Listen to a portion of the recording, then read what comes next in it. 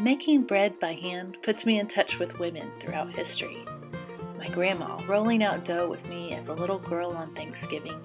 My great-grandmother making bread for my grandpa with a spread of homemade strawberry jam made on their farm. I imagine the hands of the mother that made the bread for a little boy to pack with his 2 fish to eat while listening to Jesus speak just out of town. Or the hands that made the very bread Jesus broke during the Last Supper. The Bible mentions bread 456 times, and I was sure one of those mentions must have been about patience, but it never is. It's used to illustrate provision and survival in Exodus, eternal presence in the Old Testament, life and salvation throughout the New Testament.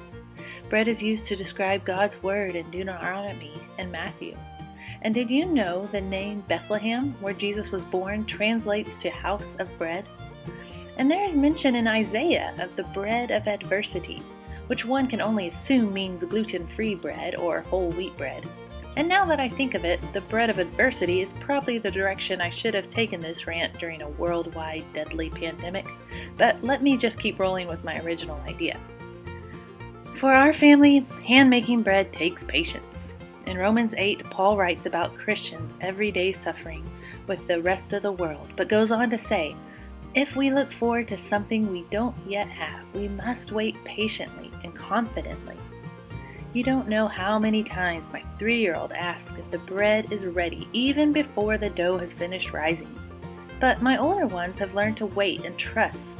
I will let them know when it's ready, and they know it will be delicious as always. So I guess that is why I think of bread being an example of biblical patience. As my children and I play with the dough and shape it for our delicious afternoon snack, we laugh at funny jokes, we talk about our day, and we talk about our dreams. I'd like to think I'm planting little seeds of patience and hope and love in my children with each batch we make. Everybody needs beauty as well as bread, places to play and pray in, where nature may heal and give strength to the body and soul. John Muir, 1912. Every day around 3 in the afternoon, we take a break from schoolwork and from TVs and computer and literally break bread together. I enjoy making a beautiful space, be it inside or out of doors, for the kids to enjoy the taste of hot bread with beauty hugging us despite the scary dark times we must also endure. And that's how I'm coping in April of 2020.